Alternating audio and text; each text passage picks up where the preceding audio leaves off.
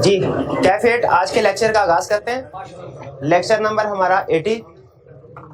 Previous lecture में से कोई क्वेश्चन पूछना चाहते हो सैम्पलिंग के हवाले से तो पूछ लीजिए, लेकिन असाइनमेंट जो है क्या कह रहे हैं, पॉज कीजिएगा, नहीं शुरू करा दो। जी तो प्रीवियस लेक्चर में से कोई क्वेश्चन पूछना चाहते हैं तो पूछ लीजिए। असाइनमेंट के क्वेश्चंस के बारे में ना पूछिएगा, वो हम कल इंशाल्लाह डिस्कस करेंगे, आज नहीं। लर्निंग ऑब्जेक्टिव में से कोई क्वेश्चन पूछना चाहते हैं तो पूछ लें।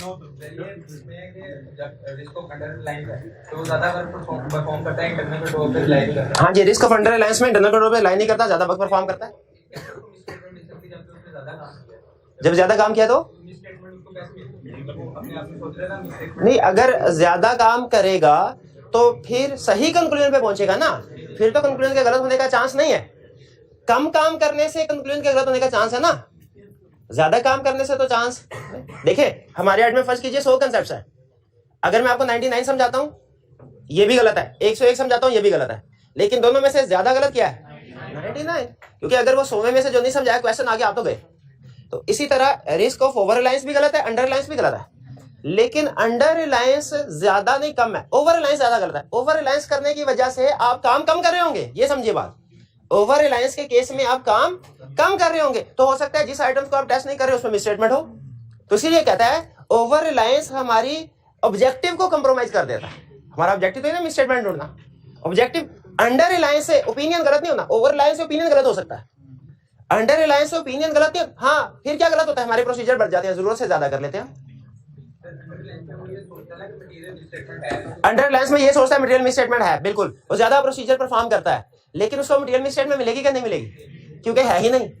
वो तो उसने अपने इनिशियल असेसमेंट की बेस पे अंडर रिलायंस की थी ना, तो ये निस्बतन सेफ साइड है। ओवर रिलायंस ज्यादा रिस्की है जी।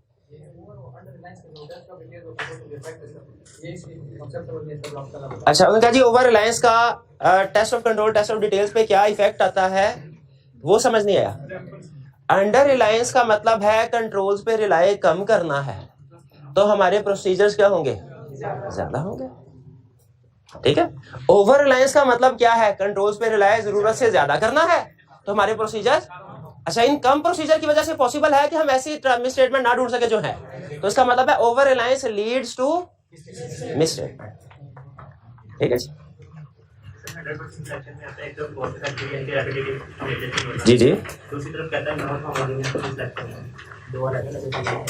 नहीं 100%। अच्छा वो जो आपको 100% वाली एग्जांपल दी थी ना, वो सारी अलग-अलग थी, वो एक भी पूरी हो जाए तो आप 100% सिलेक्शन कर सकते हैं, वो चारों इकट्ठी पूरी होना जरूरी नहीं है। तो उन्होंने कहा सर एक एग्जांपल और दूसरे एग्जांपल में फर्क है, बिल्कुल हो सकता है, लेकिन वो अलग-अलग है, ठीक है। उनमें से एक भी अगर कंडीशन पूरी हो जाए आप 100% सिलेक्शन कर सकते हैं जी।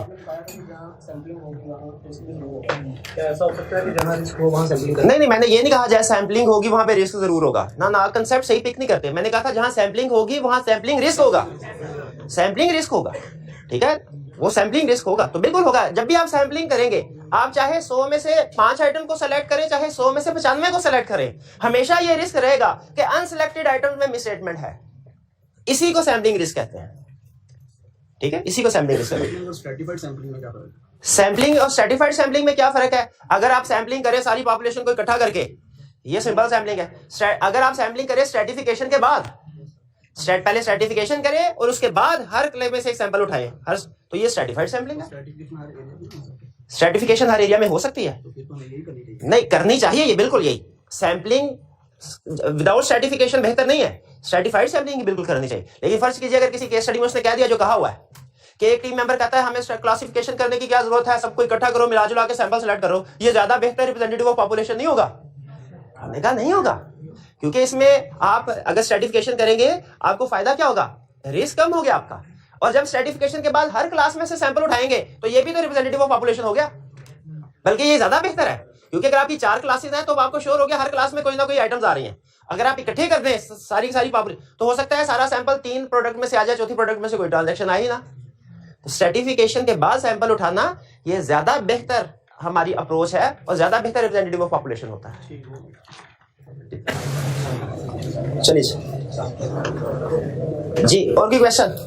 सर नॉन सैम्पलिंग रिस्क में need to work on very tight deadline. Non sampling risk में need to work on very tight deadline का मतलब ये है, अगर क्लाइंट हमें ये कहे कि सर ये रेंट 31 दिसंबर है लेकिन हमें रिपोर्ट चाहिए 15 जनवरी को, तो इसका मतलब है डेडलाइन जो है वो बहुत करीब है। तो क्या करीब डेडलाइन में पॉसिबिलिटी है कि ऑडिटर सही काम ना करे? तो ये कौन सा रिस्क होगा अगर ऑडिटर सही? Non sampling risk. Non sampling risk असल में ऑडिटर की वजह से राइज होता है, इसमें ऑडिटर का कसूर है। सैम्पलिंग रिस्क में ऑडिटर का कसूर नहीं है, टेक्निक ही ऐसी है, टेक्निक ही ऐसी है। जी जी specific item selection में last point है कि items को obtain information इतना चाहिए। हाँ, स्पेसिफिक आइटम सिलेक्शन में एक उसने एग्जांपल दिया, आइटम्स टू ऑब्टेन इंफॉर्मेशन। फर्ज कीजिए आपने क्लाइंट के सेल्स सिस्टम को अंडरस्टैंड करना है कि सेल्स की ट्रांजैक्शन कितने डिपार्टमेंट से होके फाइनल फाइनेंशियल स्टेटमेंट्स में रिकॉर्ड होती है।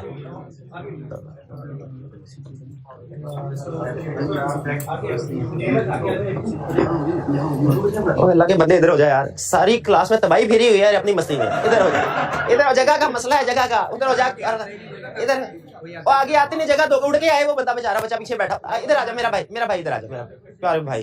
ये चाय का कप, चाय का कप तो साइड, ये भी सीए कर लेगा चाय का, इसको साइड पे कर ले। आ जा मेरे भाई, आ जाओ बैठ।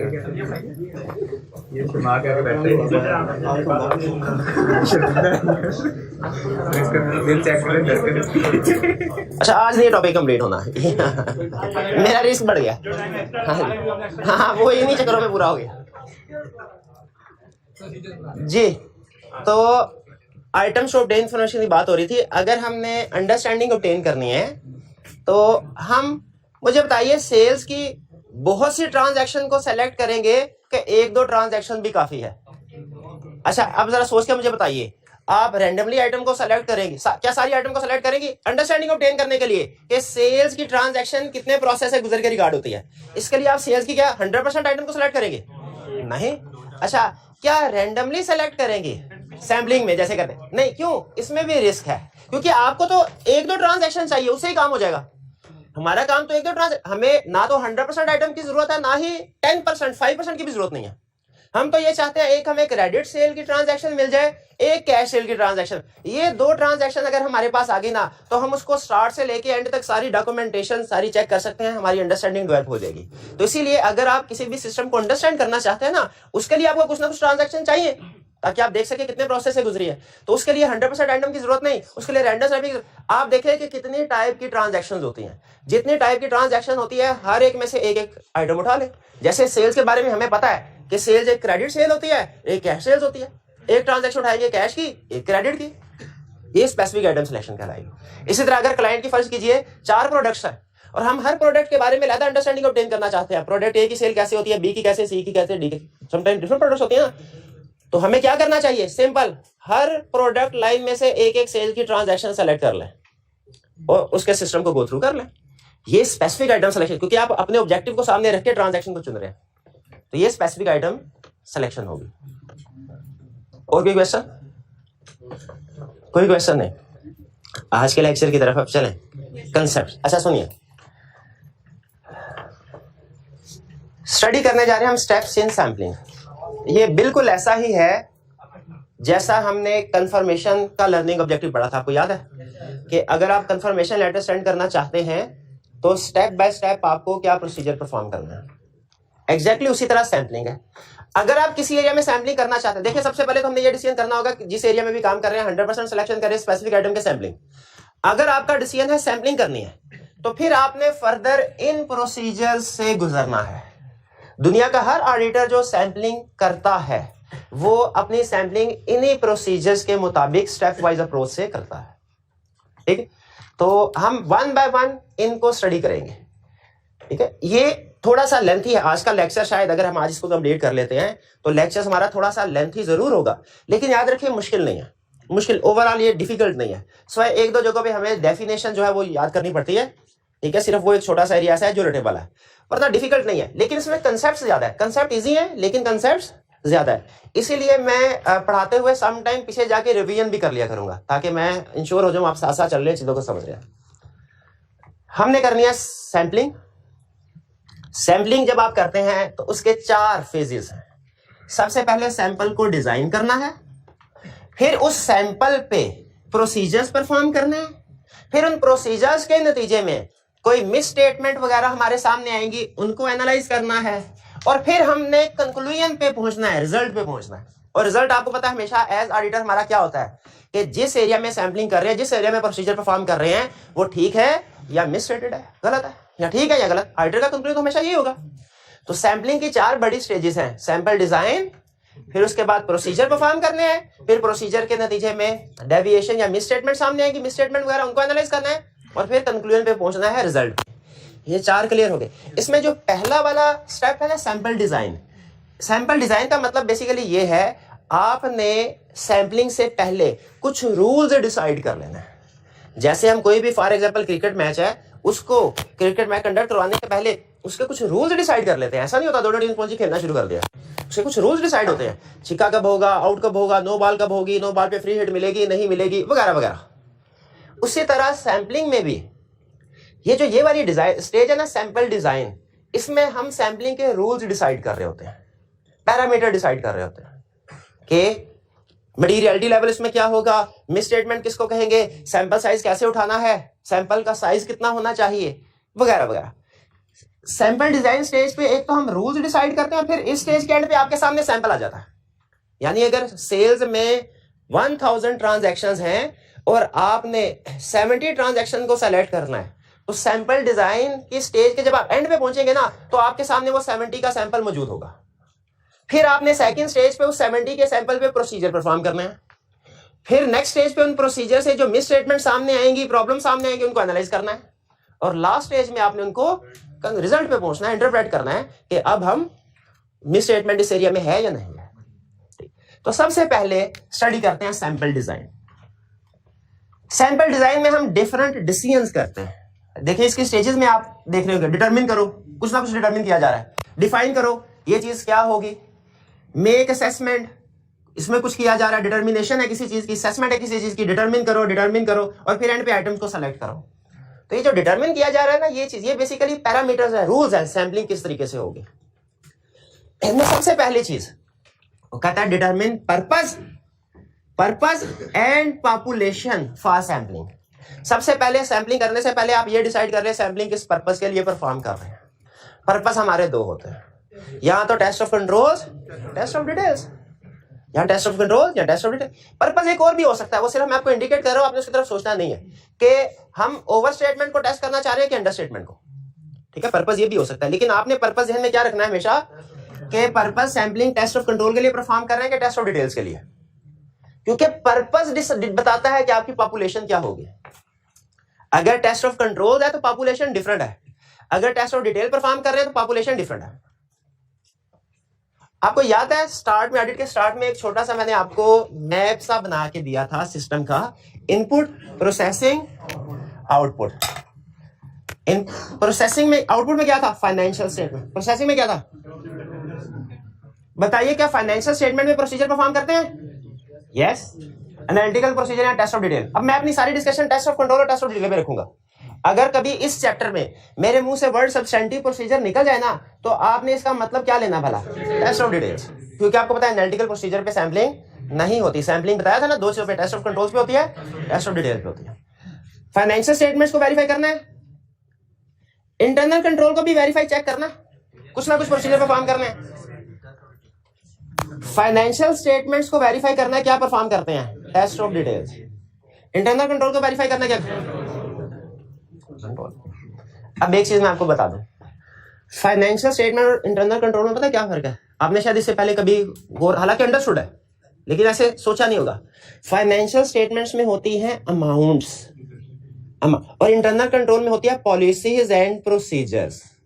Policies and procedures financial statements में होती है अमाउंट्स, इंटरनल कंट्रोल में होती है पॉलिसीज एंड प्रोसीजर। अब एक टेक्निकल एग्जांपल सुनिए। Internal control, policy and procedure में एक प्रोसीजर ये है पॉलिसी या ऑर्गेनाइजेशन की कि जो भी पेमेंट्स होंगी वो सीएफओ ऑथोराइज करेगा। सीएफओ, एक पेमेंट ऐसी है जो सीएफओ ने ऑथोराइज नहीं की और वो पेमेंट गलत है, मिसस्टेटेड है, ठीक, उसकी अमाउंट है 1 लाख। ठीक है, जब आप टेस्ट ऑफ डिटेल्स परफॉर्म कर रहे होंगे ना, आप ये नहीं कहेंगे एक ट्रांजैक्शन है उसमें गड़बड़ है, टेस्ट ऑफ डिटेल में, टेस्ट ऑफ डिटेल में क्या कहेंगे, 1 लाख की अमाउंट है, इसमें गड़बड़ है। टेस्ट ऑफ डिटेल्स में हमारा फोकस अमाउंट्स के ऊपर होता है, और टेस्ट ऑफ कंट्रोल्स में हमारा फोकस नंबर ऑफ ट्रांजैक्शंस के ऊपर होता है, अमाउंट्स के ऊपर नहीं होता। अमाउंट्स के ऊपर, ये आप इंटरप्रिटेशन में, रिजल्ट में जब आप जाएंगे तब सीखेंगे आप ये चीज। टेस्ट ऑफ डिटेल्स में हमारा सैंपल साइज, हमारा फोकस क्या होगा, अमाउंट्स, अमाउंट्स के ऊपर। टेस्ट ऑफ कंट्रोल में हमारा फोकस किसके ऊपर होगा, पॉलिसीज एंड प्रोसीजर्स के ऊपर। तो पर्पस बताएगा पॉपुलेशन क्या है। अब जरा सुनिएगा, समझिएगा कि पर्पस कैसे पॉपुलेशन के लिहाज से चेंज हो रहा है। अगर पर्पस है ना, पहले हम डिसाइड करते हैं पर्पस क्या है, फिर उस लिहाज से डिसाइड करते हैं पॉपुलेशन क्या है। अगर है purpose test of details, sales में कर रहा हूं मैं, सेल्स में पर्पस है टेस्ट ऑफ डिटेल्स, तो मेरी पॉपुलेशन क्या होगी, all sale invoices which are recorded in sales account. ठीक है, सेल्स अकाउंट में जो इनवॉइसेस रिकॉर्ड हुई हैं वो ये है मेरा पॉपुलेशन। उन अमाउंट्स में से मैंने सैंपल सेलेक्ट करना है। लेकिन अगर मैं टेस्ट ऑफ कंट्रोल्स परफॉर्म कर रहा हूं तो मेरी पॉपुलेशन वो अमाउंट्स नहीं है, बल्कि वो सिग्नेचर हैं जो सेल्स को प्रूव करते हुए मैनेजर अकाउंट ने इनवॉइस के ऊपर लिखे हैं, या उसने जो सेल्स ऑर्डर के ऊपर अप्रूवल दिया। जब हम टेस्ट ऑफ कंट्रोल परफॉर्म कर रहे होते हैं ना, तो मेरे ख्याल अमाउंट्स को चेक नहीं कर रहे होते, पॉलिसी एंड प्रोसीजर को चेक कर रहे होते हैं। अमाउंट्स को देखेंगे तो ये, जब टेस्ट ऑफ कंट्रोल परफॉर्म करेंगे तो देखेंगे सेल इनवॉइसेस के ऊपर सिग्नेचर है कि नहीं है, देखेंगे कि जिस पर्सन को सेल होगी उनको क्रेडिट अप्रूवल हुई थी कि नहीं हुई थी, अमाउंट्स को इग्नोर कर देंगे। ठीक है, जबकि टेस्ट ऑफ डिटेल परफॉर्म करते हुए अमाउंट्स को, अब आखिरी बात कर रहा हूं, अगर आपको समझ आ गई तो टेस्ट ऑफ कंट्रोल और टेस्ट ऑफ डिटेल्स में फर्क समझ आ जाएगा आपको। हमने टेस्ट ऑफ कंट्रोल्स परफॉर्म करते हुए, ठीक है, बल्कि एक स्टेटमेंट देने लगा हूं, अगर आप टेस्ट ऑफ कंट्रोल परफॉर्म कर रहे हैं और सीएफओ ने ऑथोराइजेशन नहीं दी किसी ट्रांजैक्शन की, तो वो ट्रांजैक्शन चाहे 1 रुपए की हो चाहे 1 करोड़ की हो, अगर टेस्ट ऑफ कंट्रोल परफॉर्म कर रहे हैं उसकी वेटेज सेम होगी, एक ट्रांजैक्शन। शाबाश शाबाश। लेकिन अगर टेस्ट ऑफ डिटेल्स परफॉर्म कर रहे हैं तो 1 करोड़ की जो ट्रांजैक्शन होगी उसमें गड़बड़ है तो उसका इफेक्ट ज्यादा है और 1 रुपए का कम है। ये बात समझ आ गई, यही चीज है। तो इसका मतलब है इन शॉर्ट, अब इन शॉर्ट समझा रहा हूं आपको, अगर आप टेस्ट ऑफ डिटेल्स परफॉर्म कर रहे हैं, आप अपना पॉपुलेशन सैंपल उठाना है, आपने कहां से उठाएंगे, फाइनेंशियल स्टेटमेंट से। और अगर टेस्ट ऑफ कंट्रोल परफॉर्म कर रहे हैं, सैंपल कहां से उठाएंगे, इंटरनल कंट्रोल से। सैंपलिंग कोई भी करे ना, चाहे ऑडिट सैंपलिंग करे चाहे स्टैट की सैंपलिंग करे, 2 टर्म्स बोली जाती है, एक पॉपुलेशन, एक सैंपलिंग यूनिट। पॉपुलेशन का मतलब क्या होता है, सारी की सारी ट्रांजैक्शंस, और सैंपलिंग यूनिट का मतलब क्या होता है, जो इंडिविजुअल आइटम्स को आप सेलेक्ट करते हैं। इंडिविजुअल आइटम को, अगर प्रिंसिपल साहब कहते हैं हमने सारी क्लास में से टेस्टिंग करनी है, तो आप सारे स्टूडेंट जो इस वक्त बैठे हुए हैं ये सारे पॉपुलेशन है, और इनमें से जिन इंडिविजुअल स्टूडेंट को सेलेक्ट किया जाएगा सैंपलिंग यूनिट। तो अगर टेस्ट ऑफ डिटेल परफॉर्म कर रहे हैं तो हमारी पॉपुलेशन होगी फाइनेंशियल स्टेटमेंट्स में रिकॉर्डेड अमाउंट, और हमारा सैंपलिंग यूनिट होगा जो ट्रांजैक्शंस है उसके अमाउंट्स, इंडिविजुअल अमाउंट्स। और अगर टेस्ट ऑफ कंट्रोल परफॉर्म कर रहे हैं तो हमारी पॉपुलेशन क्या होगी, इंटरनल कंट्रोल्स, उसमें से हम सैंपल सेलेक्ट करेंगे और फिर उसमें अमाउंट्स नहीं देखेंगे, हम अप्रूवल्स वगैरह देखेंगे, है कि नहीं। तो ये बात आपको समझ आ गई। सैंपल डिजाइन में सबसे पहला काम पर्पस देखना है, और पर्पस के लिहाज से पॉपुलेशन को डिसाइड करना क्या होगी। अगर आपने कहा टेस्ट ऑफ डिटेल्स और मैं चेक कर रहा हूं सिग्नेचर, तो गलत। अगर आपने कहा टेस्ट ऑफ कंट्रोल और मैं फोकस कर रहा हूं अमाउंट्स के ऊपर, गलत। सबसे अहम चीज कि आपने डिसाइड करना है टेस्ट ऑफ कंट्रोल्स के लिए सैंपलिंग करने जा रहे हैं कि टेस्ट ऑफ डिटेल्स के लिए। ये बात समझ आ गई। अच्छा, अब आगे कुछ प्रोसीजर टेस्ट ऑफ कंट्रोल के लिए, कुछ टेस्ट ऑफ डिटेल के लिए मैंने मिक्स करके लिखे हुए हैं, यानी कंप्रीहेंसिव सारे लिखे हुए हैं, जो जिसके लिए रेलिवेंट होगा मैं बताता जाऊंगा। ठीक है, सिर्फ इसलिए ताकि आपको 2 दफा ना लर्निंग ऑब्जेक्ट पढ़ना पड़े, एक ही दफा में निबट जाए बात। फिर कह रहे हैं दूसरे नंबर पे, फर्ज कीजिए हमने फैसला किया टेस्ट ऑफ कंट्रोल्स।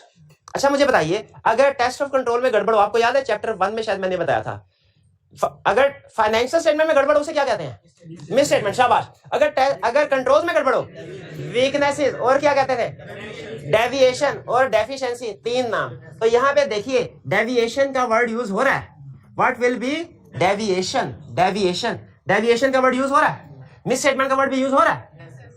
दोनों वर्ड्स क्यों यूज हो रहे हैं? अगर आप टेस्ट ऑफ कंट्रोल परफॉर्म कर रहे हैं तो दूसरे नंबर पे आपने ये डिसीजन करना है कि डेविएशन क्या चीज होगी, और अगर आप टेस्ट ऑफ डिटेल्स परफॉर्म कर रहे हैं तो दूसरे स्टेप में आपने क्या डिसाइड करना है, मिस स्टेटमेंट क्या होगी। यानी मिस स्टेटमेंट का वर्ड टेस्ट ऑफ डिटेल के लिए है, डेविएशन का वर्ड टेस्ट ऑफ कंट्रोल के लिए है।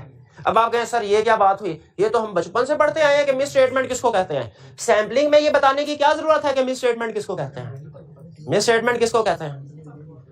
एग्जाम्पल सुने, आपकी बात बिल्कुल ठीक है, ये तो हमने चैप्टर 4 में पढ़ लिया था, डेप्रिसिएशन रिकॉर्ड ना करो मिस स्टेटमेंट है। फिर आपने provision for bad debt record नहीं की, मिस स्टेटमेंट है। इन्वेंट्री को लोअर ऑफ कॉस्ट एनआरवी पे रिकॉर्ड नहीं किया, मिस स्टेटमेंट है। लेकिन याद रखिएगा सैम्पलिंग एक स्पेशलाइज्ड टेक्निक है। सैम्पलिंग, इससे एग्री करते हैं, सैम्पलिंग एक स्पेशलाइज्ड टेक्निक है भाई, है कि नहीं। छोटा मोटा जादू ही समझे इसे कि आप चंद एक आइटम्स को सेलेक्ट करके सारी पॉपुलेशन के बारे में बता रहे हैं कि ठीक है कि नहीं। यानी जिनको आपने टेस्ट नहीं भी किया उनके बारे में भी आप कंक्लूजन दे रहे हैं कि वो ठीक है कि नहीं। ठीक है, तो ये एक स्पेशलाइज्ड टेक्निक है। इसके कुछ कंसेप्ट ऐसे हो सकते हैं जो नॉर्मल ऑडिट से डिफरेंट हो। तो हो सकता है नॉर्मल ऑडिट में डेविएशन या मिस स्टेटमेंट किसी और चीज को कहते हो, सैम्पलिंग में कंसेप्ट थोड़ा सा डिफरेंट हो। अब आपको इसकी एग्जांपल देता हूं। नॉर्मल ऑडिट में डेप्रिसिएशन रिगार्डिंग की मिस स्टेटमेंट है, मिस स्टेटमेंट, ठीक है। मिस्टर ए से पैसे आए। अब मैं सिर्फ आपका जजमेंट, आपका इम्तिहान छोटा सा लेना चाहता हूं कि आपको मिस स्टेटमेंट का कंसेप्ट याद है कि नहीं। डेप्रिसिएशन रिकॉर्ड नहीं हुई, आपने कहा मिस स्टेटमेंट है। डेटर से पैसे आए, रिकॉर्ड ही नहीं किए किसी ने, मिस। अच्छा, मिस्टर ए से पैसे आए और मिस्टर बी के अकाउंट में रिकॉर्ड कर दिए, ये मिस स्टेटमेंट नहीं है, वीकनेस इंटरनल कंट्रोल है। देखा, पकड़े गए ना आप कंसेप्ट में। क्यों बोला मिस स्टेटमेंट क्यों नहीं है? बैलेंस शीट में टोटल अमाउंट तो सेम है, सेम है। हाँ, सम टाइम ये मिस स्टेटमेंट हो सकती है, पता है किस वजह से? क्योंकि आपने करंट डेटर से पैसे रिसीव करके ओवरड्यू डेटर्स का अकाउंट क्लियर कर दिया, तो उस सूरत में प्रोविजन से बच गए, उस सूरत में मिस स्टेटमेंट। वरना नॉर्मली ए से पैसे लिए और बी के अकाउंट में डाल दिए, नॉर्मली मिस स्टेटमेंट नहीं है। अच्छा, एक अब ये तो कंसेप्ट वही था जो पहले वाला था। पहले भी ये सीखा डेप्रिसिएशन रिकॉर्ड ना करो मिस स्टेटमेंट है, पहले भी ये सीखा ए से पैसे आए बी के रिकॉर्ड में डाल दिए तो मिस स्टेटमेंट नॉर्मली नहीं है। अब वो चीज जिसकी वजह से ये कंसेप्ट यहां पे हम लिखते हैं कि डिफाइन करें what will be deviation on miss statement. दो लफ्ज हैं पूरी सैंपलिंग में, आपको ये दो लफ्ज नहीं मिलेंगे, जितना मर्जी ढूंढ लें, स्टैंडर्ड ढूंढ लें। एक लफ्ज है स्कोप लिमिटेशन और एक लफ्ज है मटीरियलिटी। ये दो लफ्ज स्कोप लिमिटेशन, स्कोप लिमिटेशन, हैरानगी की बात, आप हैरान होने वाले अभी, स्कोप लिमिटेशन और मटीरियलिटी, ये दो टर्म सैंपलिंग में यूज नहीं। मटीरियलिटी के बारे में अभी डिस्कस करूंगा। मटीरियलिटी की वजह वर्ड यूज होते हैं टॉलरेबल मिस स्टेटमेंट, वो भी, या टॉलरेबल रेट ऑफ डेविएशन, वो भी डिस्कस करूंगा। स्कोप लिमिटेशन डिस्कस नहीं होता पूरे सैंपलिंग में। नॉर्मल, अब सुनिए, हमने दूसरा स्टेप क्या पढ़ा था कि डिफाइन करना है हमने क्या चीज डेविएशन होगी, क्या चीज मिस स्टेटमेंट होगी। इसका मतलब ये हुआ कि ये जो सैंपलिंग में मिस स्टेटमेंट की डेफिनेशन है ना, ये आम डेफिनेशन से फर्क है। आम डेफिनेशन, आम ऑडिट में अगर आप क्लाइंट से कहें सर हमें सेल्स की इनवॉइसेस दिखा दो, आपने सेल की इनवॉइसेस देखी, उनमें गड़बड़ थी, ये क्या है? मिस। और अगर क्लाइंट ने आपको सेल की इनवॉइस दी ही नहीं, सैंपलिंग में अगर आपने क्लाइंट से कहा सेल की इनवॉइसेस लेके आओ, वो लेके आया, उसमें गड़बड़ थी, ये क्या होगी? Miss statement. और अगर क्लाइंट कहे सर इनवॉइसेस गुम हो गई हैं, ये भी मिस स्टेटमेंट है। सैंपलिंग के अंदर ये भी मिस स्टेटमेंट है ना, हैरानगी की बात। या स्कोप लिमिटेशन का वर्ड ही नहीं। अच्छा, अब ये क्यों? इसलिए कि सैंपलिंग के अंदर हम या तो ये कहते हैं कि जी काम ठीक है, यहां कहते हैं गड़बड़ है। हम गड़बड़ की एग्जैक्ट टाइप नहीं बताते कि मिस स्टेटमेंट का स्कोप लिमिटेशन। हम कहते हैं यहाँ तो सैंपलिंग सही है, यहाँ कहते हैं सैंपलिंग की वजह से हम कंक्लूजन पे नहीं पहुंच सके। हम आगे नॉर्मल ऑडिट में तो जो मसला होता है ना हमारा रिपोर्ट में हम बता, उसको आगे फर्दर दो टाइप में क्लासिफाई करते हैं यूजर को बताने के लिए कि मिस स्टेटमेंट है या स्कोप लिमिटेशन है। मिस स्टेटमेंट को किसी और तरीके से डील करना है, स्कोप लिमिटेशन को किसी और तरीके से डील करना है। लेकिन सैंपलिंग चूंकि हमारे अपने लिए ही है, तो हम सैंपलिंग प्रोसीजर से सिर्फ ये होता है कि एविडेंस मिला या नहीं मिला। तो मिस स्टेटमेंट है फिर भी गड़बड़ है, स्कोप लिमिटेशन है फिर भी गड़बड़। तो याद रखें सैंपलिंग के अंदर अगर कोई मिस स्टेटमेंट होगी वो भी मिस स्टेटमेंट की डेफिनेशन में आएगी, अगर कोई स्कोप लिमिटेशन होगी वो भी मिस स्टेटमेंट। ये एक बात याद रखिएगा, ये बात याद रखिएगा। इसी तरह अगर आप टेस्ट ऑफ कंट्रोल्स परफॉर्म कर रहे हुए और किसी जगह पे आपको नजर आया कि वाउचर था, सीएफओ ने उसकी अप्रूवल नहीं दी, ये क्या है? ये डेविएशन है, डेविएशन। और अगर आपने सीएफओ से कहा सर ये वाउचर दिखाइए और सीएफओ ने कहा कि वाउचर है ही नहीं, मिसिंग है वाउचर, तो भी ये डेविएशन है। यानी अगर टेस्ट ऑफ कंट्रोल परफॉर्म कर रहे हैं तो दोनों केसेस डेविएशन में जाएंगे, टेस्ट ऑफ डिटेल परफॉर्म कर रहे हैं दोनों केसेस मिस स्टेटमेंट में जाएंगे। तो ये बात समझ आएगी नहीं? अभी तक हमने सैंपल डिजाइन में पहला स्टेप क्या सीखा कि बताना है पर्पस क्या है और पॉपुलेशन क्या है। ठीक है, पर्पस में हम क्या डिसाइड करते हैं, टेस्ट ऑफ कंट्रोल के टेस्ट ऑफ डिटेल। दूसरे नंबर पे हमने क्या डिटरमिन किया, क्या चीज मिस स्टेटमेंट होगी या डेविएशन होगी, क्या चीज नहीं होगी। क्लियर होगी ये बात, आगे चले। अब ये ध्यान में रखिएगा, जिस तरह मैच में डिसाइड करते हैं ना, हाँ भाई एलबीडब्ल्यू भी आउट है और कैश भी आउट है, तो ये ध्यान में रखेगा, ये ना हो एग्जाम में एलबीडब्ल्यू करा के ये तो आउट है ही नहीं। ध्यान में रखेगा, स्कोप लिमिटेशन भी डेविएशन है अगर टेस्ट ऑफ कंट्रोल परफॉर्म कर रहे हैं, और अगर टेस्ट ऑफ डिटेल परफॉर्म कर रहे हैं तो मिस स्टेटमेंट।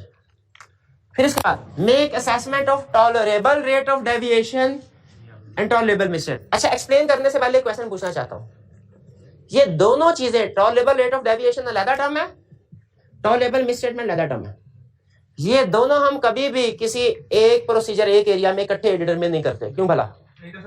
अगर टेस्ट ऑफ कंट्रोल परफॉर्म कर रहे हैं तो हमने tolerable rate of deviation determine करना है, टेस्ट ऑफ डिटेल परफॉर्म कर रहे हैं तो टॉलरेबल मिसस्टेटमेंट। और यहां पे स्टूडेंट को घुमाता है, छोटा सा कंसेप्ट है लेकिन केस स्टडी में घुमाता है, ठीक है। वो कहेगा टेस्ट ऑफ कंट्रोल परफॉर्म कर रहे हैं, बताइए टॉलरेबल मिसस्टेटमेंट कैसे इफेक्ट करेगी। स्टूडेंट कहता है ऐसे इफेक्ट करेगी, ऐसे करेगी, ऐसे करेगी, वो कहेगा इफेक्ट ही नहीं करेगी, कहेगा ये तो उसके लिए है ही इररिलेवेंट, टेस्ट ऑफ कंट्रोल में तो tolerable rate of deviation effect करेगी कंक्लूजन को।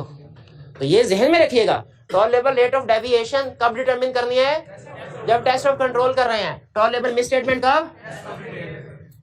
अब टॉलरेबल रेट ऑफ डेविएशन क्या है ये समझाऊं भाई, अटेंटिव होकर सुनिएगा। क्या समझाने लगा हूं? टॉलरेबल रेट ऑफ डेविएशन, नाम से टॉलरेबल यानी जो ऑडिटर टॉलरेट कर सकता है, बर्दाश्त कर सकता है, यानी इसका मतलब ये है टॉलरेबल। अच्छा, एक चीज और ये ध्यान में रखिएगा, ये रेट ऑफ डेविएशन है, इसमें रेट का लफ्ज नहीं है। अगर आपने एग्जाम में कभी टर्म यूज की ना tolerable rate of misstatement, 0 number दूंगा मैं, ठीक है। टीएसए भी कहूंगा टेस्ट में, अगर आपने कभी ऐसा किया 0 नंबर।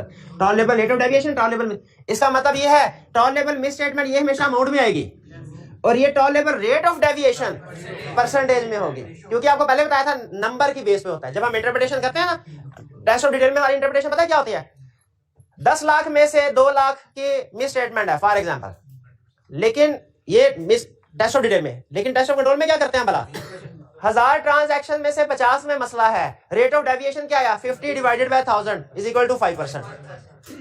ये टॉलरेबल बताया था ना, रेट ऑफ डेविएशन का ताल्लुक नंबर से होता है और टॉलरेबल मिसस्टेटमेंट का ताल्लुक अमाउंट से होता है। ये है क्या चीज? 2 हरफी बात बताऊं कि जो लिखा हुआ है उसने वो 2 हरफी बात सुन लें।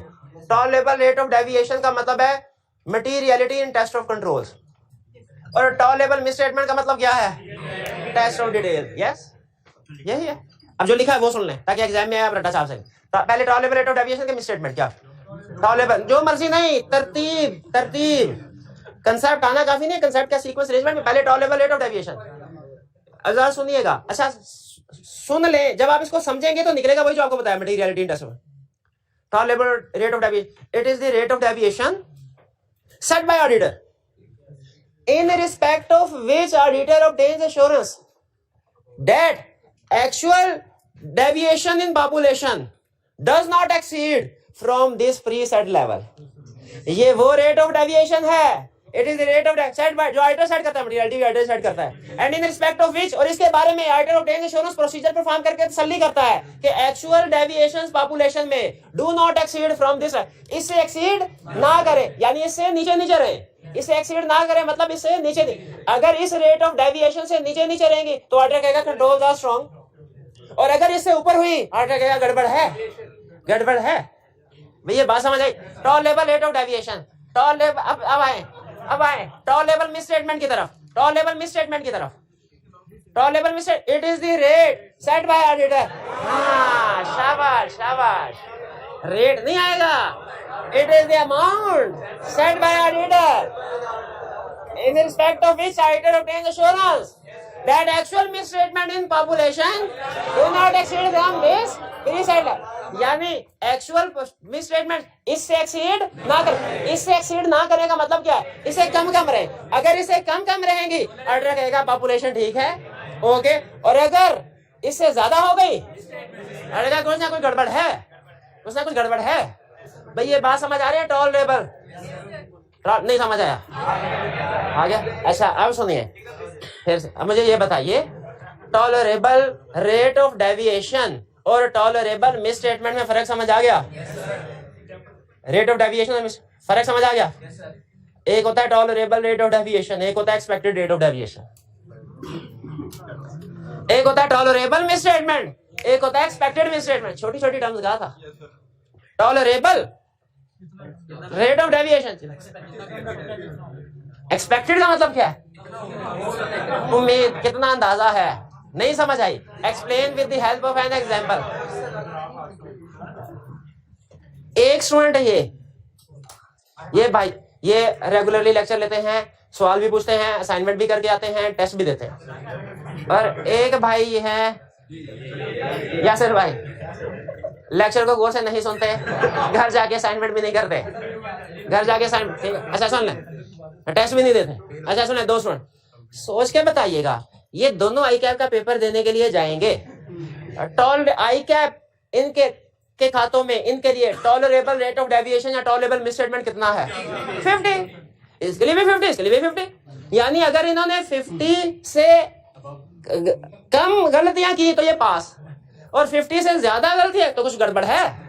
तो कुछ गड़बड़ नहीं, हम एक्सप्लेन करते क्या है, गड़बड़ है। इस बात समझ, दोनों के लिए, इसके लिए भी टॉलरेबल सेम 50, इसके लिए भी टॉलरेबल। लेकिन बताइए इनका एक्सपेक्टेड रेट ऑफ डेविएशन है मिस स्टेटमेंट, और इनका एक्सपेक्टेड रेट ऑफ डेविएशन एक ही है क्या? नहीं। जिसने ज्यादा प्रैक्टिस की है, ज्यादा टेस्ट दिए, केस स्टडी, उसका शाबाश, उसका expected rate of deviation statement कम होगा, और जिसने ये काम नहीं किए उसका ज्यादा। तो बताइए टॉलरेबल और एक्सपेक्टेड एक है या फर्क है? अभी आपने थोड़ी देर पहले समझा कि रेट ऑफ डेविएशन और मिस स्टेटमेंट में फर्क है, एक टेस्ट ऑफ कंट्रोल, एक टेस्ट ऑफ डिटेल। अब आप क्या समझ रहे हैं कि टॉलरेबल में और एक्सपेक्टेड में कोई फर्क है क्या? नहीं, यस फर्क है। तो टॉलरेबल का मतलब हमारा मटेरियलिटी लेवल, और एक्सपेक्टेड का मतलब क्या? हमारा अंदाजा कि कितनी मिस स्टेटमेंट्स होंगी, कितनी डेविएशन होंगी।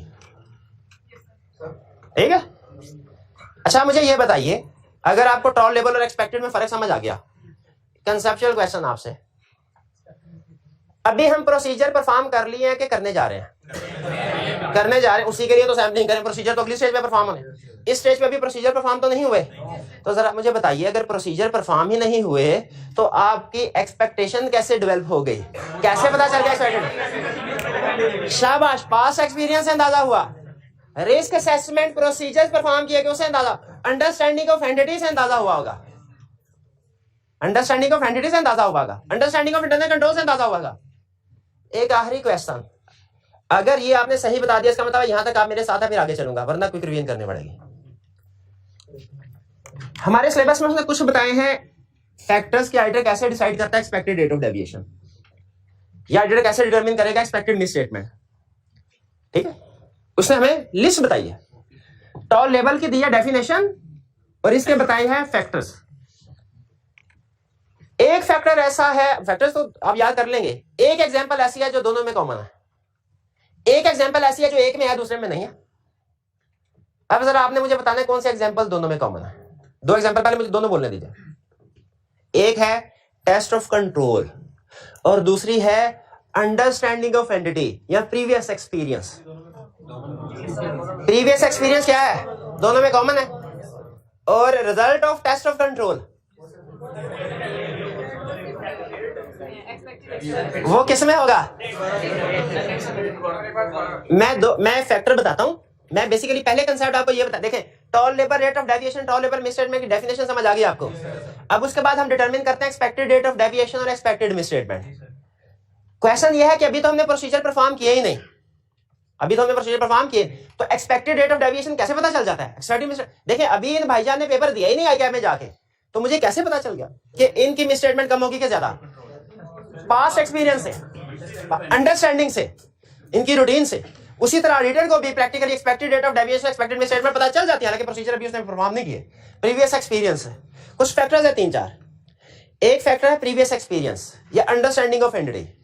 अंडरस्टैंडिंग ऑफ एंटिटी से हमें पता चला कि जी इसमें गड़बड़ ज्यादा हो सकती है। अंडरस्टैंडिंग ऑफ एंटिटी या previous experience expected rate of deviation के लिए रेलिवेंट है, एक्सपेक्टेड मिस स्टेटमेंट के लिए रेलिवेंट है, दोनों के लिए, दोनों के लिए। Result of test of control वो सिर्फ एक्सपेक्टेड मिस स्टेटमेंट के लिए रेलिवेंट है, इसलिए कि result of test of control का मतलब आप टेस्ट ऑफ कंट्रोल परफॉर्म कर चुके हैं। तो टेस्ट ऑफ डिटेल्स वही पॉइंट है जिस पे आपको टेस्ट ऑफ कंट्रोल के रिजल्ट आपके सामने है। जब आप expected rate of deviation determine कर रहे हैं ना, आपके सामने result of test of control नहीं है। क्यों नहीं है? क्योंकि वो तो अभी परफॉर्म करने जा रहे हैं। लेकिन जब एक्सपेक्टेड मिस स्टेटमेंट आप डिटरमिन करने जा रहे हैं, उस वक्त आपके पास result of test of control है, क्योंकि टेस्ट ऑफ डिटेल्स बाद में परफॉर्म होता है, टेस्ट ऑफ कंट्रोल पहले होता है। तो ये बात यानी नहीं समझ आई? अब एक आसान तरीन, इसकी है डेफिनेशन, इसको लगाओ रट्टा, और इसके है फैक्टर, इसको लगाओ रट्टा। आपकी जिंदगी भी आसान, मेरी भी जिंदगी आसान। अगर आपसे एग्जाम में रीजन पूछ ले तो आके मुझे पकड़ लीजिए। और बता, और मेरी बात समझ आ गई ना? सिंपल ये बता रहा हूं, एक्सपेक्टेड रेट ऑफ डेविएशन के भी कुछ फैक्टर्स हैं, एक्सपेक्टेड मिस स्टेटमेंट के भी कुछ फैक्टर्स हैं, कुछ फैक्टर सिमिलर हैं, कुछ डिफरेंट हैं, आपने मिक्स नहीं करना। यही बताना चाह रहा था, यही बताना था। आगे चलते हैं। Determine sampling approach. Determine sampling approach. Sampling approach क्या होना चाहिए? आप कभी जिम में एक्सरसाइज करने जाए ना, उस पर दो अप्रोचेस चलते हैं। एक वो होते हैं इंस्ट्रक्टर जो आपसे मशीन पे बैठा देते हैं, कहते हैं मशीन से आपका एंगल वगैरह बिल्कुल ठीक होगा, आप लगाते रहें एक्सरसाइज, किसी की सपोर्ट की जरूरत भी नहीं पड़ेगी, फायदा है ना। लेकिन कुछ इंस्ट्रक्टर ऐसे भी होते हैं, वो कहते हैं नहीं नहीं, आपने अगर किसी खास मसल के ऊपर प्रेशर डालना ना तो फिर मैनुअल एक्सरसाइज करनी पड़ेगी, वो हम जैसे आपको सिखाएंगे आपने वैसे करना।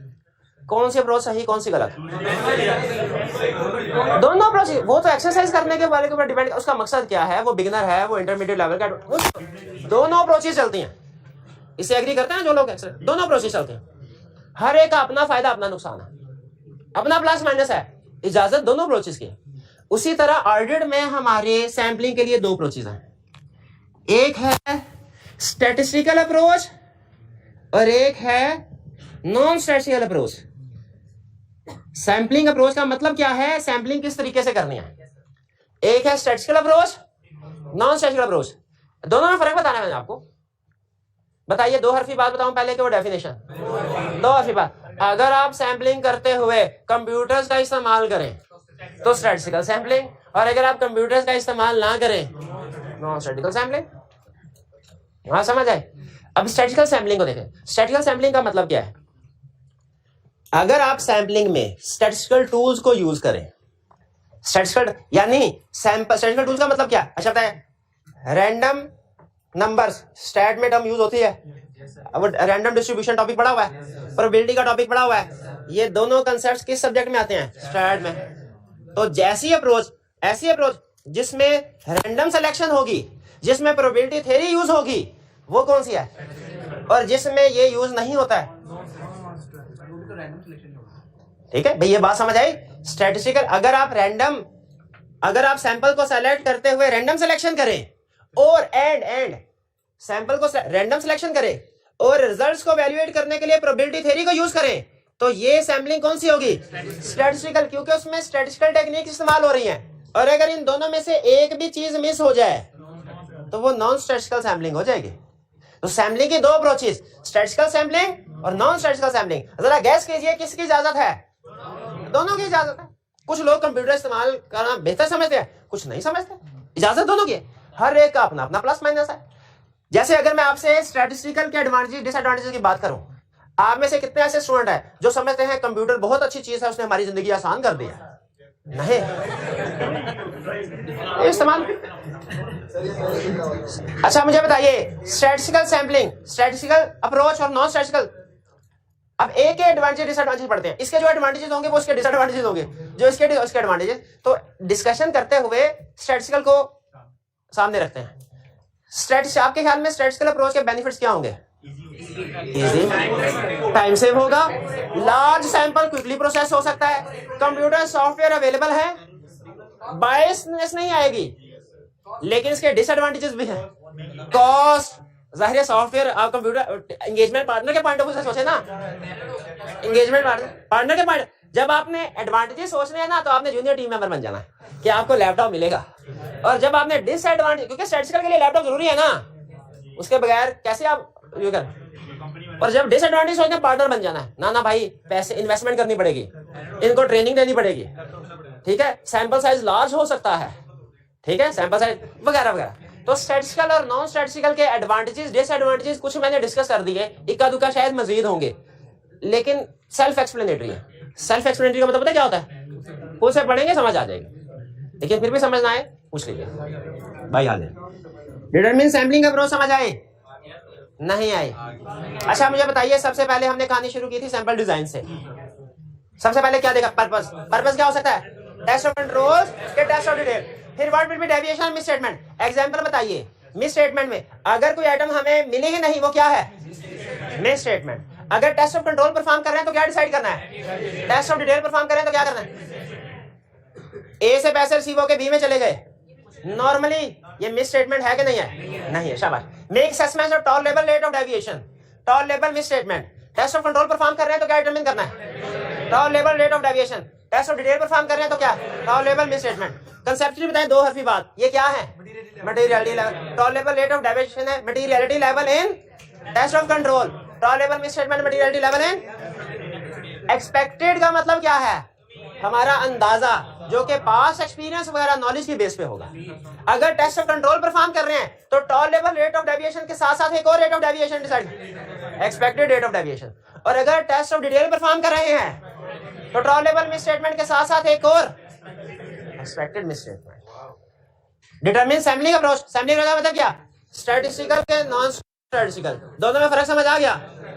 अगर प्रोबेबिलिटी थ्योरी यूज करें, अगर रैंडम सिलेक्शन करें, दोनों काम, और अगर दोनों में से एक भी ना करें, दोनों स्टैटिस्टिकल अप्रोच। आप वैसे कितने स्टूडेंट ऐसे, जजमेंटल क्वेश्चन आपसे पूछता हूं, कितने स्टूडेंट ऐसे हैं जो स्टैटिस्टिकल अप्रोच को ज्यादा पसंद करते हैं, जो प्रैक्टिस में जाएंगे तो कहेंगे हम तो स्टैटिस्टिकल अप्रोच अडॉप्ट करें, और कितने ऐसे हैं जो कहते हैं नॉन स्टैटिस्टिकल अप्रोच? अब आपको एक इंटरेस्टिंग फैक्ट बताता हूं, प्रैक्टिस में नॉन स्टैटिस्टिकल अप्रोच ज्यादा चलाई जाती है, क्योंकि ऑडिटर ये कहते हैं कहीं ऐसा ना हो एक दिन हम कंप्यूटर को इस्तेमाल करते जाएं, एक दिन कंप्यूटर हमें रिप्लेस ही कर दे।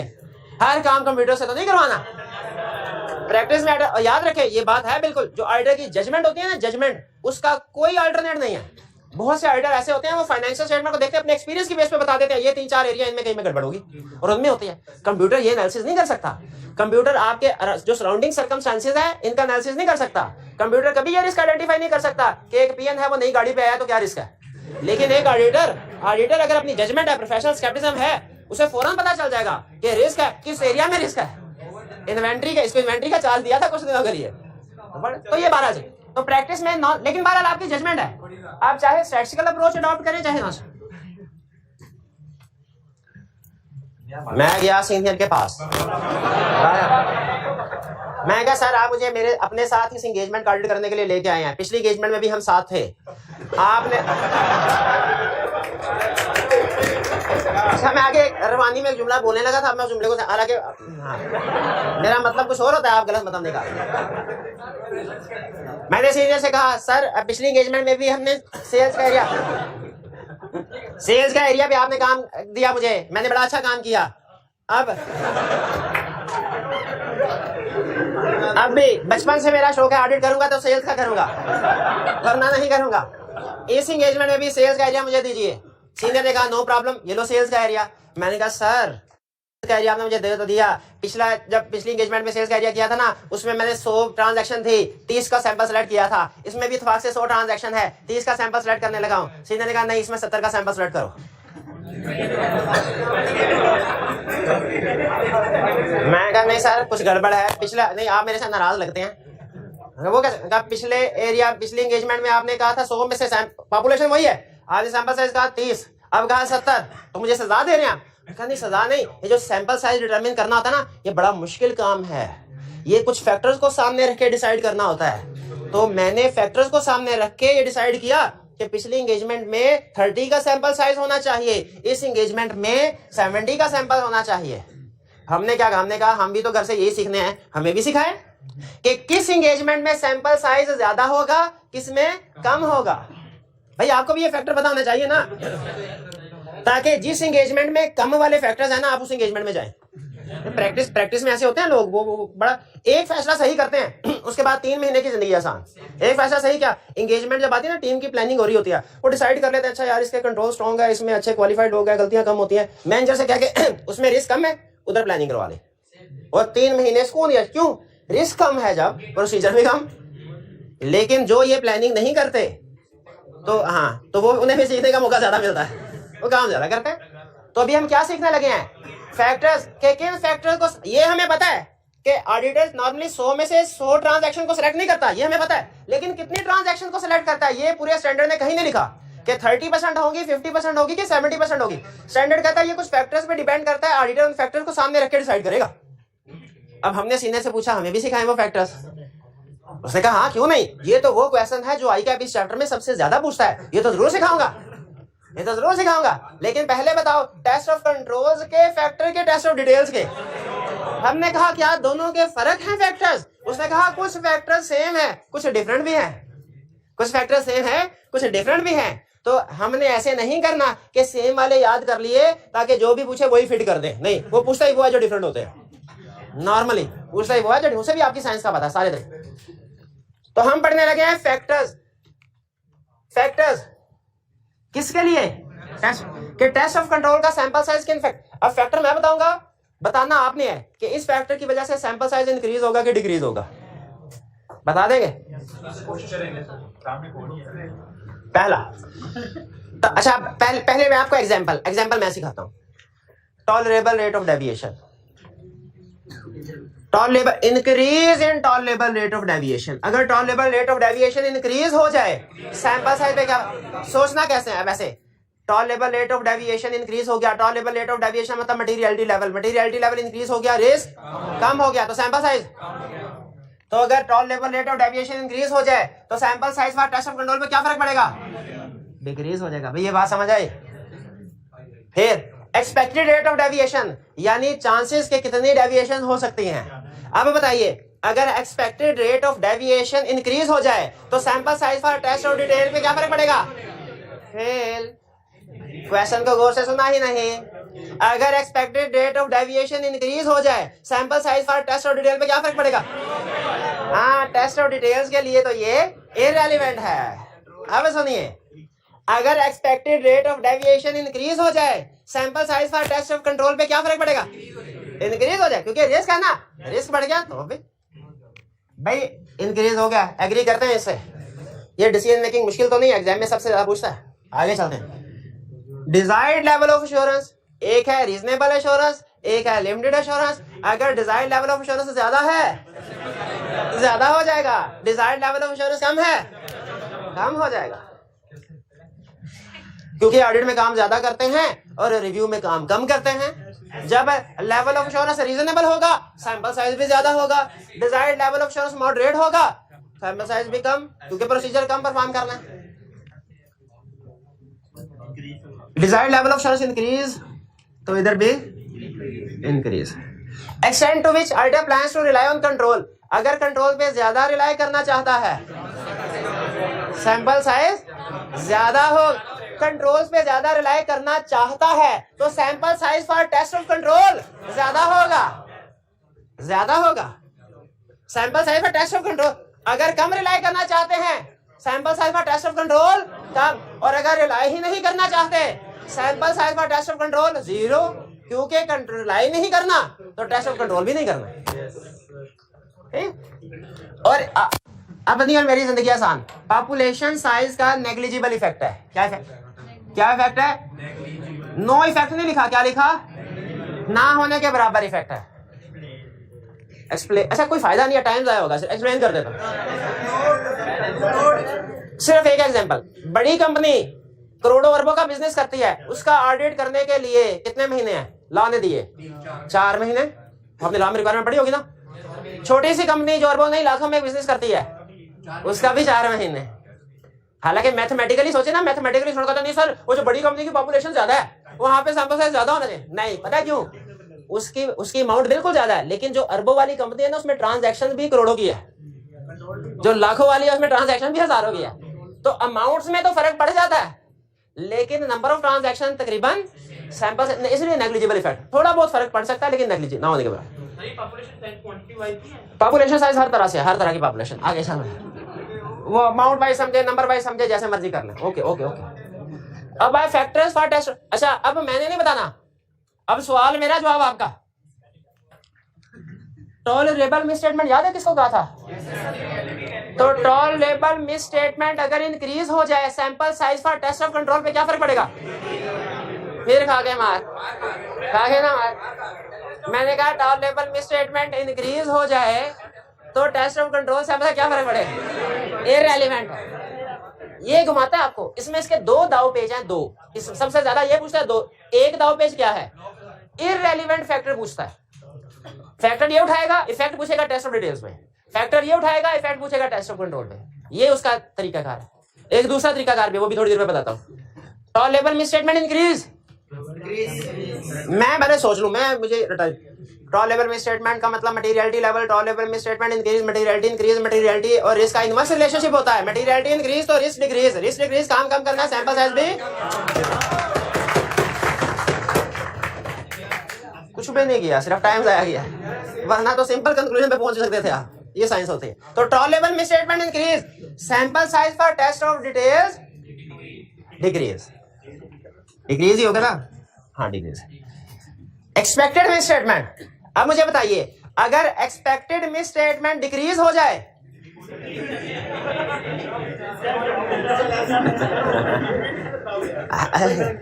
एक्सपेक्टेड मिसस्टेटमेंट डिक्रीज हो, एक्सपेक्टेड मिसस्टेटमेंट ये है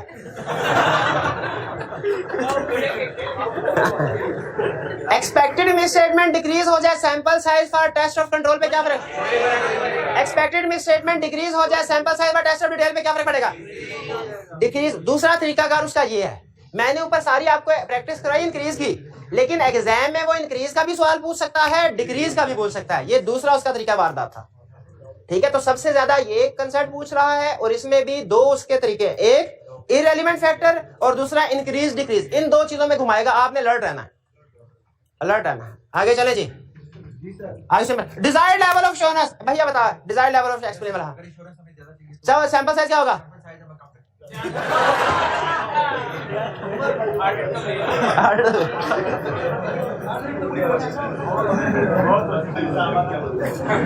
डिजायर्ड लेवल ऑफ एश्योरेंस, अगर ज्यादा एश्योरेंस चाहिए तो काम ज्यादा करना। पास होना चाहते हैं, कितनी एश्योरेंस चाहिए? 80%, 90% के 99%? तो उसके लिए ज्यादा काम करना पड़ेगा कि कम करना पड़ेगा? और सैंपल साइज कम नहीं रखेंगे, ज्यादा रखेंगे।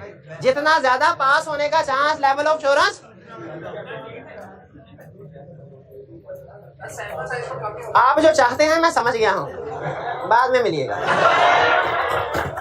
नहीं ये चाहता है मैं इसकी क्लास करूं, दबा के क्लास करूं, लेकिन टाइम नहीं है।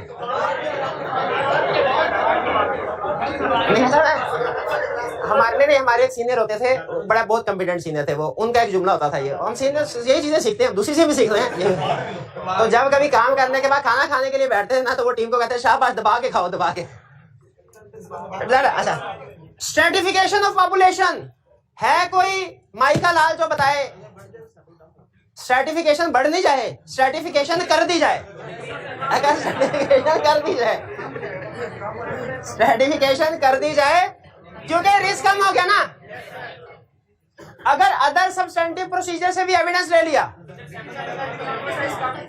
क्योंकि जाहिर है आधा एविडेंस उधर से मिल गया, आधा इधर से चाहिए, सैंपल साइज कम और पॉपुलेशन साइज नेग्लिजिबल इफेक्ट। अच्छा, अब कुछ स्टूडेंट होते हैं ओवर थिंकर। ओवर थिंकर समझते हैं? जो अपनी जिंदगी भी मुश्किल करते हैं और उस्ताद की भी। ओवर थिंकर्स, उनको जितना पास होने का कसूर होता है, जितना उस्ताद ने कह दिया आंखें बंद करके समझ आए तो बहुत अच्छी बात, नहीं समझ आए तो उसके ऊपर अमल करना है। ओवर रिलायंस, ठीक है, ओवर रिलायंस। अब सुनिए क्वेश्चन पूछा, सर्टिफिकेशन कर दी अगर पॉपुलेशन की, sample size for test of control पे क्या फर्क पड़ा?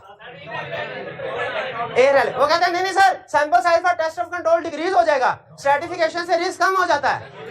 कंसर्न भाई ये बताया क्या उसने? स्टैंडर्ड ने ये फैक्टर्स बताए, सर्टिफिकेशन टेस्ट ऑफ कंट्रोल में लिखा कि टेस्ट ऑफ डिटेल्स में? आप जिस बंदे ने स्टैंडर्ड बनाया उससे ज्यादा अक्लमंद है।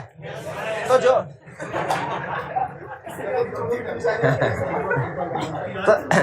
लेकिन ठीक है, उससे ज्यादा अक्लमंद होंगे, लेकिन पेपर उसी ने चेक करना है। तो इसीलिए उसने जहां पे स्ट्रेटिफिकेशन रेलिवेंट फैक्टर बताया वहां पे हमारे लिए रेलिवेंट है, जहां पे नहीं रेलिवेंट वहां पे रेलिवेंट। अब ये नहीं पूछता आपने मेरे से क्यों, क्योंकि उसने स्टैंडर्ड में क्या दिया, स्ट्रेटिफिकेशन टेस्ट ऑफ डिटेल के लिए रेलिवेंट है, टेस्ट ऑफ कंट्रोल के लिए नहीं है। स्ट्रेटिफिकेशन से रिस्क कैसे कम हो रहा है? स्ट्रेटिफिकेशन से सैंपलिंग रिस्क रिड्यूस होता है, एग्री करते हैं कि नहीं? तो रिस्क कम हो गया तो प्रोसीजर कम हो जाते हैं। जो भी रिस्क हो, रिस्क कम हो गया प्रोसीजर कम हो जाते हैं, रिस्क कम हो जाए प्रोसीजर कम हो जाते हैं, प्रोसीजर कम सैंपल साइज कम। अब चलते हैं सैंपल सिलेक्शन मेथड। मैंने सीनियर से कहा सर समझ आ गई कि आपने 70 यूनिट्स कहे तो क्यों कहे, बिल्कुल ठीक किया आपने, क्योंकि इस क्लाइंट पे टॉलरेबल रेट ऑफ डेविएशन कम था, इस क्लाइंट पे एक्सपेक्टेड रेट ऑफ डेविएशन ज्यादा था, इस पे डिजायर्ड लेवल ऑफ एश्योरेंस ज्यादा था, इस पे कंट्रोल पे ज्यादा, इसलिए आपने ज्यादा सैंपल साइज रखा, बिल्कुल सही रखा। अब मैं 70 आइटम को सेलेक्ट करने लगा हूं, कैसे करूं? आंखें बंद करके सैंपल सेलेक्ट करूं, आंखें खोल के पर्चियां डालूं कि अकड़ बकड़ बम्बे वो करूं? अगर हाँ, एक एक करके सैंपल उठाऊं कि सारे का सारा एक ही जगह से सैंपल उठा लो? हर 10वीं आइटम उठाऊं कि हर 50वीं आइटम उठाऊं? ये है सैंपल सिलेक्शन मेथड्स। एक था सैंपल साइज, एक था सैंपल साइज, एक है सैंपल सिलेक्शन मेथड। दोनों में फर्क समझ है? सैंपल साइज का मतलब क्या है? ट्रांजैक्शन कितनी उठानी है। सैंपल सिलेक्शन मेथड का मतलब कैसे उठानी है, किस तरीके से। मेथड क्या होगा? मेथड क्या होगा? बहुत आसान, बहुत आसान। 1 2 3 4 5 मेथड थे, 5वां किधर गया? चले कोई बात नहीं, कोई बात नहीं, कोई बात नहीं, 5वां पढ़ा देते हैं, बेफिक्र है, बेफिक्र है। अगर मैं बगैर कोई, अब छोटे होते आपने शायद वो हमारे एक होता था फार्म मिला करता था स्कूल के पास, एक बाबा जी होते थे फार्म, उसमें ना 1 से लेकर 30 तक नंबर होते थे। वो हमने पर्चियां निकाल के ना वो स्टिकर निकलता था, फिल करना होता था और फिर इनाम मिलता था। उसमें एक लकी नंबर होता था जो कभी नहीं निकलता था। हाँ बिल्कुल। अगर हम उस जो पर्चियां होती हैं उसको घुमा फिरा के एक पर्ची बगैर किसी स्ट्रक्चरल टेक्निक के उठाए, ये भी एक सैंपल सिलेक्शन मेथड है। ये कौन सा वाला? गलत, ये रैंडम मेथड नहीं है, ये है हैप्पैजार्ड सिलेक्शन। हैप्पैजार्ड याद रखे, भूल गए? रैंडम मेथड या रैंडम सिलेक्शन तो स्टैटिस्टिकल टेक्निक है। उसके लिए आपको स्टैटिस्टिकल टूल यूज करना पड़ते हैं। यहाँ पर रैंडम इसलिए क्योंकि वो स्टैट के क्वेश्चन में ऐसे रैंडमली सिलेक्टेड, रैंडम सिलेक्शन याद रखें स्टैटिस्टिकल टूल के बगैर नहीं हो सकती। ठीक है, आप अगर रैंडम सिलेक्शन करना चाहते हैं ना, आपको सारी पॉपुलेशन 1 से लेके 100 तक, ठीक है, जैसे आप मेरे से पूछे, मैं आपसे पूछूं 1 से लेके 100 तक कोई भी डिजिट बोल दो, 10, ये हैप्पैजार्ड सिलेक्शन है, रैंडम नहीं है। अगर आप 1 से लेके 100 तक कंप्यूटर में नंबर फीड करेंगे ना और कंप्यूटर से कहेंगे क्लिक करके कि रैंडम नंबर जनरेट करो, जो नंबर आएगा वो रैंडम नंबर है। और अभी अगर आप गूगल पे जाएं रैंडम नंबर जनरेटर, ये टाइप करें, आपके सामने वेबसाइट बहुत सी आ जाएंगी जो रैंडम नंबर जनरेट करके देती है आपको। आप अपनी मर्जी से रैंडम नंबर जनरेट नहीं कर सकते। जो हम अपनी मर्जी से, ह्यूमन अपनी जजमेंट से करता है ना, वो होती है हैप्पैजार्ड सिलेक्शन। हैप्पैजार्ड सिलेक्शन। जो रैंडम सिलेक्शन है वो कैसे होती है? Using random numbers, statistical tools को इस्तेमाल करते हुए। भाई फर्क समझ आया कि नहीं हैप्पैजार्ड में, रैंडम सिलेक्शन में? अगर आ गया तो आखिरी सवाल, अगर ये जवाब दे दिया मान जाऊंगा आप सैम्पलिंग के गुरु बन गए। सैम्पलिंग अप्रोचेस हैं 2, एक है स्टैटिस्टिकल, एक है नॉन स्टैटिस्टिकल। नॉन स्टैटिस्टिकल में जो मर्जी अप्रोच यूज करो। स्टैटिस्टिकल में जो मैंने आपको 2 अप्रोचेस बताई है ना, इनमें से एक अप्रोच यूज होती है, एक नहीं होती। शाबाश। स्टैटिस्टिकल अगर अप्रोच यूज कर रहे हैं स्टैटिस्टिकल सैम्पलिंग, तो आप रैंडम सिलेक्शन कर सकते हैं, हैप्पैजार्ड सिलेक्शन नहीं कर सकते। शाबाश। ये जजमेंट पे बेस कर रही होती है, बगैर किसी स्ट्रक्चर टेक्निक के, आर्बिट्रेरी बेसिस, हवाई बेसिस। ठीक है, तुक्का बिल्कुल। और अगर ब्लॉक सिलेक्शन क्या है?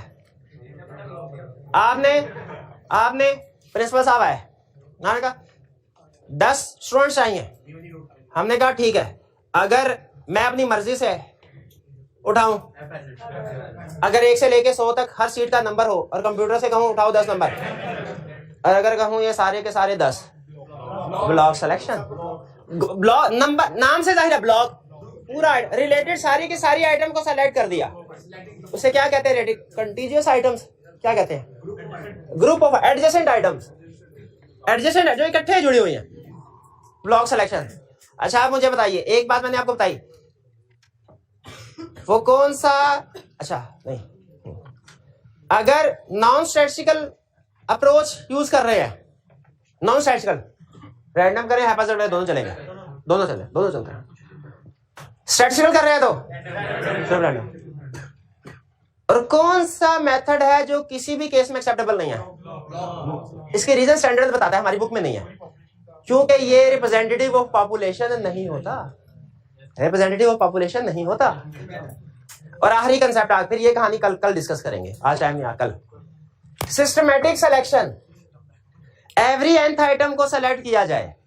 क्लास में फर्ज कीजिए हैं 100 स्टूडेंट्स, उठाने थे 10, हम पहले इंटरवल कैलकुलेट करेंगे 100 डिवाइडेड बाय 10, 10 का इंटरवल आया। 1 से लेके 10 तक कोई भी आइटम सेलेक्ट बोल दे, 1 से लेके 10 तक रैंडमली कोई भी। 14 कहाँ है, कहाँ से गिनती जो गिनती सिखाने आता था क्या सिखा के चला गया आप, गिनती 7, पहला यूनिट 7, उसके बाद एवरी 10वीं आइटम सेलेक्ट करनी है। 7, 17, 27, 37, 39, जब 100 तक पहुंचेंगे ना 10 आइटम पूरी हो जाएंगी। ये पता चला एवरी nth आइटम सेलेक्ट करने का मतलब क्या है भाई, मतलब समझ आया? अच्छा अगर मतलब समझ तो मुझे बताइए, पॉपुलेशन साइज है 250, इसमें से सैंपल उठाना है 50 का, इंटरवल कितने का आया? इसका मतलब है एवरी 5th आइटम सेलेक्ट करनी है। पहली आइटम सेलेक्ट की 3, अगली कौन सी होगी 8, फिर 30। घर जाके गिन के देख लीजिएगा, जब 250 पे पहुंचेंगे ना 50 आइटम एग्जैक्टली पूरी हो जाएंगी। ये है एवरी nth आइटम सेलेक्ट करना। भाई कुछ समझ आया आपको? चलिए आज का लेक्चर रोक लेते हैं यहाँ पे, सिर्फ एक मेथड रह गया। हाँ वो कौन सा है? Monetary unit sampling. चलिए ये कल आपको समझाऊंगा, ठीक है? कौन सा? एवरी nth आइटम नहीं, क्योंकि एवरी nth आइटम कोई भी आ सकती है। उसको तो नहीं पता कि कौन सी nth आइटम उठाएंगे, हो सकता है हर मिसस्टेटमेंट आ जाए, तो वो रिस्क नहीं लेता क्लाइंट। चलिए आज का लेक्चर यहाँ पे खत्म करते हैं। अल्लाह हाफिज।